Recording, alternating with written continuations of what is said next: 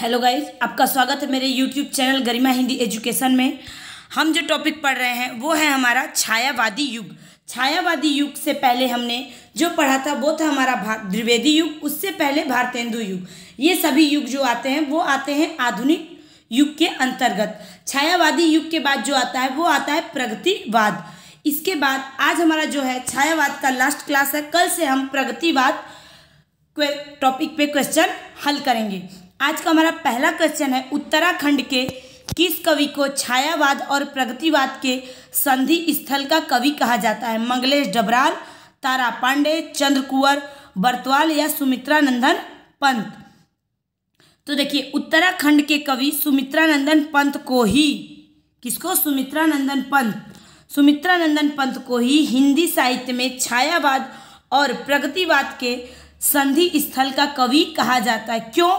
क्योंकि इनकी रचनाएं जहां छायावाद से शुरू होती हैं वहीं प्रगतिवाद के परिपक्वता में खत्म होती हैं। अभी हमने बताया ना कि आज छायावादी पढ़ रहे हैं, कल प्रगतिवादी पढ़ेंगे। तो छायावाद में कौन आते हैं? सुमित्रा नंदन पंत। और इनकी रचना प्रगतिवादी पे क्या होती है? परिपक्वता आती है। इसीलिए इन्हें कहते हैं छायावाद और प्रगतिवाद संधि स्थल का कवि। Option number 4 is right answer. अगला क्वेश्चन है हमारा, सुमित्रा नंदन पंत ने अपने किस काव्य संग्रह को बाल कल्पना का दूध मुहा प्रयास कहा है? पल्लव, ग्रंथि, वीणा या उच्छ्वास। तो देखिए, सुमित्रा नंदन पंत जो थे उन्होंने वीणा को, किसको? वीणा को। Option number 3 is right answer. Veena किसकी रचना है? तो वो है सुमित्रा नंदन पंत की। वीणा को ही सुमित्रा नंदन पंत बाल कल्पना का दूध मुहा प्रयास कहते हैं। ये कब लिखा गया था? तो 1918 से 1919 के बीच में लिखी गई थी। अगला क्वेश्चन है हमारा, निम्न में कौन सी रचना सुमित्रा नंदन पंत की नहीं है? युगवाड़ी, सांध्य गीत, गुंजन या पल्लव। तो देखिए, कौन सी सुमित्रा नंदन पंत की नहीं है? तो वो है सांध्य गीत। सांध्य गीत जो है वो सुमित्रा नंदन पंत की रचना नहीं है। युगवाड़ी, गुंजन, पल्लव, ये तीनों रचनाएं जो हैं वो सुमित्रा नंदन पंत की हैं। सुमित्रा नंदन पंत की अंतिम जो रचना है वो है गुंजन। कौन है? गुंजन।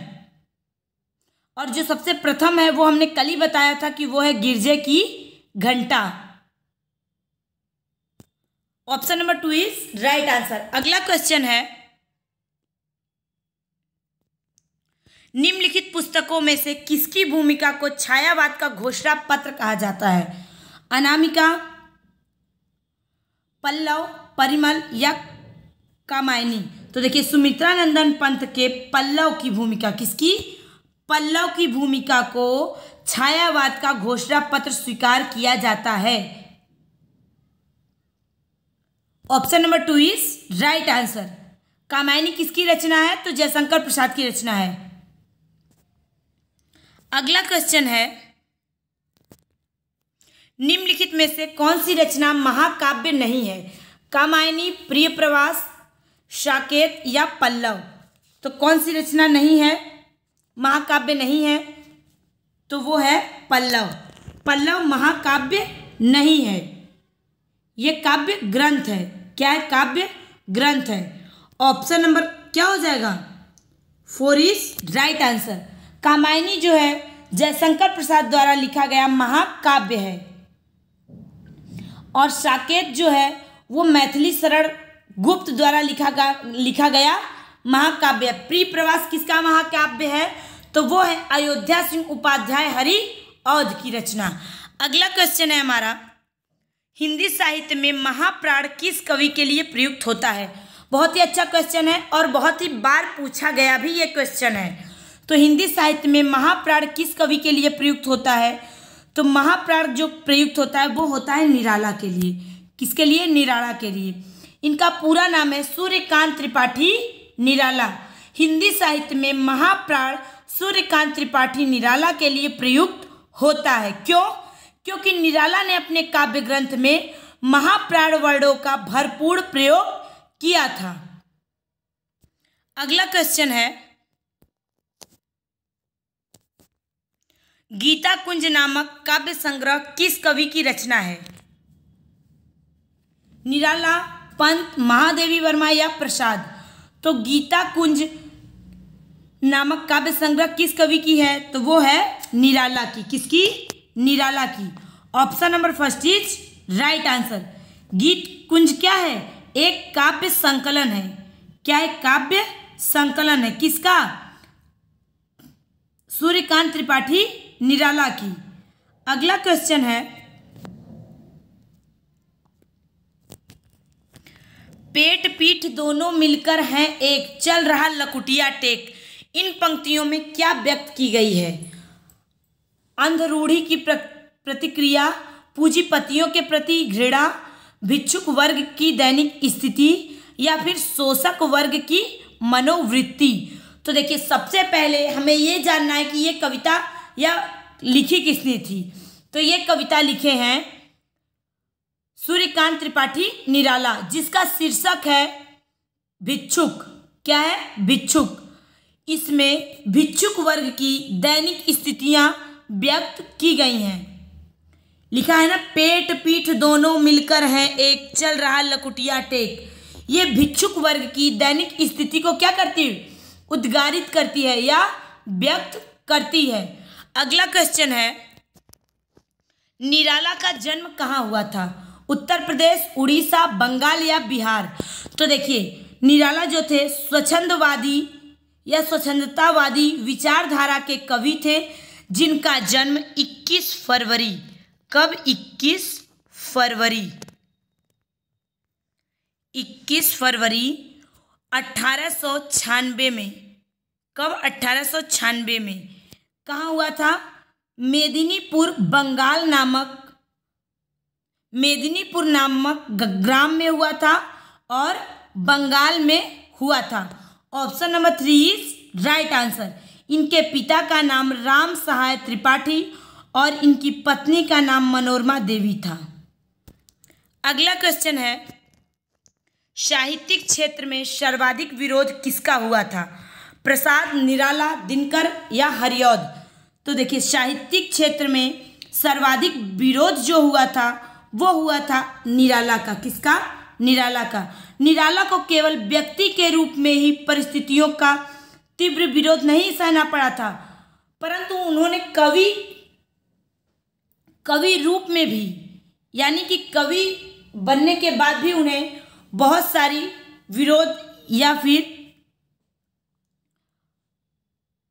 कठिनाइयों का सामना करना पड़ा। अगला क्वेश्चन है, निराला की निम्नलिखित कविताओं में से कौन लंबी कविता नहीं है? भिक्षुक, कुकुरमुत्ता, सरोज स्मृति या राम की शक्ति पूजा? तो देखिए, निराला की एक कविता है भिक्षुक, जो लंबी कविता नहीं है। क्या है? भिक्षुक जो है वो लंबी कविता नहीं है। ऑप्शन नंबर क्या हो जाएगा? First is right answer. ये चारों जो रचना है, सभी रचनाएं निराला की हैं, लेकिन हमसे क्या पूछा है? कौन लंबी कविता नहीं है? तो वो है भिक्षुक। भिक्षुक जो है वो लंबी कविता में नहीं आता है। अगला क्वेश्चन है, निराला की बादल राग कविता का संबंध किससे है? छायावादी सौंदर्य से, प्रगतिवादी चेतना से, प्रयोगवादी चेतना से या प्रकृति के सौंदर्य से? तो देखिए, निराला की बादल राग जो कविता है, कविता का संबंध है वो किससे है? तो वो है प्रकृति के सौंदर्य से। क्या है? प्रकृति के सौंदर्य से। प्रकृति नहीं रहेगा, प्रकृति के सौंदर्य से। Option number 4 is right answer. क्यों? क्योंकि ये कविता वातावरण प्रधान है। क्या है? वातावरण प्रधान है। इस कविता के माध्यम से प्रकृति के कठोर रूप का चित्रण किया गया है। Option number 4 is right answer. अगला क्वेश्चन है, हिंदी में मुक्त छंद के प्रवर्तक कवि कौन है? अज्ञे, निराला, मुक्तिबोध या धूमिल? तो देखिए, हिंदी में मुक्त छंद के प्रवर्तक कवि कौन है? तो प्रवर्तक कवि है निराला। कौन है? निराला। मुक्त छंद के प्रणेता या प्रवर्तक सूर्यकांत त्रिपाठी निराला माने जाते हैं। क्यों? क्योंकि निराला की कविताओं का शुभारंभ मुक्त वृत्त से होता है। इन्होंने एक रचना लिखी थी जूही की कली। कब लिखी थी? 1916 में। कब लिखी थी? 1916 में। किसने? निराला ने। जो क्या है? मुक्त वृत्त है। क्या है? मुक्त वृत्त, यानी कि मुक्त छंद में लिखा गया है। अगला क्वेश्चन है, रबड़ छंद या कछुआ छंद किस कवि की कविताओं को लक्ष्य करके कहा गया है? दिनकर, धूमिल, निराला या मुक्तिबोध? तो रबड़ छंद या केचुआ छंद किस कवि की कविताओं को लक्ष्य करके लिखा गया है? तो वो लिखा गया है सूर्यकांत त्रिपाठी निराला को। किसको? सूर्यकांत त्रिपाठी निराला को। ऑप्शन नंबर क्या हो जाएगा? 3 is right answer. Suryakant Tripathi Nirala को रबड़ छंद, केचुआ छंद या मुक्त छंद, स्वच्छंद प्रवृत्ति का परिहास करते हुए अनेक नाम दिया गया था। अगला क्वेश्चन है, निराला जी की प्रथम काव्य संग्रह कौन सा है? अर्चना, अणिमा, आराधना या अनामिका? तो निराला जी का प्रथम काव्य संग्रह है अनामिका। कौन सा? अनामिका। कब लिखा था? तो 1923 में। 1923 में इन्होंने पहली रचना लिखी थी जिसका नाम था अनामिका, और इसका दूसरा भाग कब लिखा था? तो 1938 में। कब? 1938 में। Option number 4 is right answer. इन्होंने बहुत सारी काव्य रचनाएं लिखी, जैसे परिमल, गीतिका, तुलसीदास, कुकुरमुत्ता, बेला, नए पत्ते, अर्चना, आराधना, गीत कुंज, सांद गीत, राम की शक्ति पूजा, सरोज स्मृति। ये सारी रचनाएं जो हैं सूर्यकांत त्रिपाठी निराला की हैं। अगला क्वेश्चन है, सरोज स्मृति की रचना में सरोज कौन है? बहुत ही अच्छा क्वेश्चन है। निराला की माता, निराला की पुत्री, निराला की प्रेमिका या निराला की पत्नी? तो देखिए, अभी हमने बताया कि निराला की पत्नी का क्या नाम था? तो मनोरमा। तो अब निराला की पत्नी तो हो नहीं सकती, इसलिए ऑप्शन नंबर 4 तो होगा नहीं हमारा। तो निराला की माता, पुत्री या प्रेमिका? तो देखिए, सरोज स्मृति जो रचना है वो 1935 में लिखी गई थी। कब? 1935 में। किसने लिखी थी? तो निराला ने लिखी थी। सरोज कौन था? तो सरोज जो है इनकी पुत्री थी। क्या है? निराला की पुत्री, जो 18 वर्ष की मार्मिक चित्रण किया गया है। पुत्री सरोज का असमय मृत्यु हो जाने पर निराला ने इस रचना या ग्रंथ का रचना किया था। अगला क्वेश्चन है, निराला की अंतिम कविता कौन सी है? राम की शक्ति पूजा, तुलसीदास, सरोज स्मृति या पत्रों कंठित जीवन का विष बुझा हुआ है? तो देखिए, निराला की अंतिम कविता है वो है पत्रों कंठित जीवन का विष बुझा हुआ है। आशा का प्रदीप जलता है हृदय कुंज में, अंधकार पथ एक रश्मि से सूझा हुआ है, दृढ़ निर्णय ध्रुव से जैसे नक्षत्र पुंज में। यह जो रचना है ये लिखी गई थी 1961 में। कब? 1961 में। किसने लिखा था? तो सूर्यकांत त्रिपाठी निराला ने लिखा था। निराला की यह अंतिम कविता है। अगला क्वेश्चन है, निम्नलिखित में से निराला की व्यंग्यपरक कविता कौन सी है? तुलसीदास, कुकुरमुत्ता, सरोज स्मृति या तोड़ती पत्थर? तो देखिए, सूर्यकांत त्रिपाठी ने एक रचना लिखी थी 1942 में। कब? 1942 में, जिसका नाम था कुकुरमुत्ता। क्या नाम था? कुकुरमुत्ता। ऑप्शन नंबर 2, जो क्या है? व्यंग्यपरक कविता है जिसका मूल स्वर प्रगतिवादी है। यह निराला के काव्य संकलन नए पत्ते में संकलित है। तो option number 2 is right answer. अगला क्वेश्चन है, छायावाद को स्थूल के प्रति सूक्ष्म का विद्रोह किसने कहा है? नंद दुलारे वाजपेयी, महादेवी वर्मा, डॉक्टर नगेंद्र या रामविलास शर्मा? तो देखिए, छायावाद स्थूल के प्रति सूक्ष्म का विद्रोह किसने कहा है? तो छायावाद को स्थूल के प्रति सूक्ष्म का विद्रोह कहने वाले कौन है? तो वो है डॉक्टर नगेंद्र। कौन है? Doctor Nagendra. Option number 3 is right answer. Doctor Nagendra ने छायावाद को स्थूल के प्रति सूक्ष्म का विद्रोह कहा था।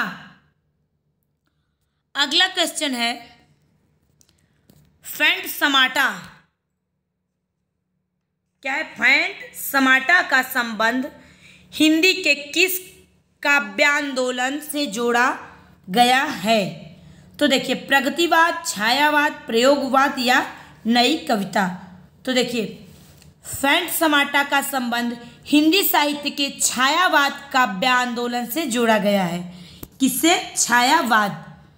रहस्यवाद के अंतर्गत रचनाएं पहुँचे हुए संतों और साधना किए हुए साधकों के वाणी का अनुकरण करती हैं, लेकिन उस प्रवृत्तियों का अनुकरण करने के कारण छायावाद को फेंट समाटा से जोड़ा गया है। Option number 2 is right answer. ये रहा हमारा आज का क्वेश्चन। मुझे उम्मीद है आप लोगों को समझ में आया होगा। सभी लोग ध्यान से देखें। Thank you so much. कल से हम जो टॉपिक पढ़ेंगे वो है प्रगतिवाद।